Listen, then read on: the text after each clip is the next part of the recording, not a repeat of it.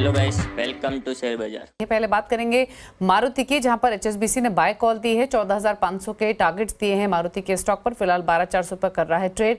कहना क्या है एचएसबीसी का, कुछ इंपॉर्टेंट पॉइंट्स आपको बताते हैं। एक तो उनका मानना यह है कि नवरात्रि के दौरान फिलहाल अगर पैसेंजर व्हीकल सेल्स देखेंगे तो वो थोड़ी सी सुस्त रही है।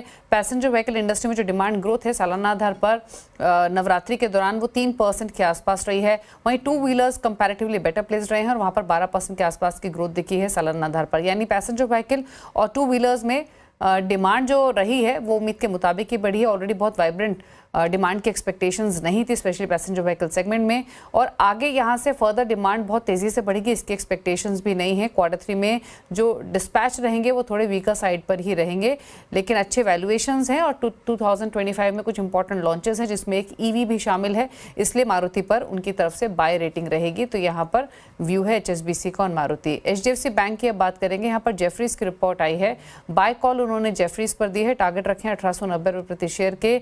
उनका मानना यह है कि बैंक की ऑलरेडी बैंक एम कर रहा है कि लोन टू डिपॉजिट रेशियो को धीरे धीरे कम करे और इसको 85 to 90% पर ले आए इन 3 इयर्स, और कंपनी अपने लोन टू डिपॉजिट रेशियो को कम कर पाएगी, ऐसा पूरी पॉसिबिलिटी नज़र आ रही है। साथ ही जो डिपॉजिट 15% डिपॉजिट CAGR और 11% लोन CAGR का जो लक्ष्य कंपनी ने रखा है वो आसानी से हासिल कर सकेगी, ऐसा ब्रोकरेज रिपोर्ट का मानना है।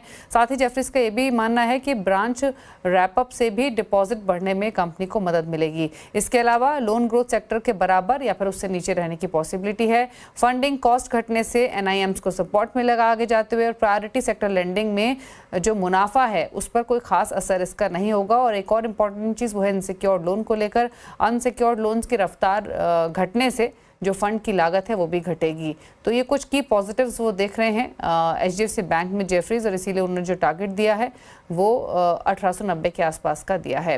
रुक रहे हैं इसी के साथ एक ब्रेक के लिए, लौटेंगे तो लेकर आएंगे खिलाड़ी नंबर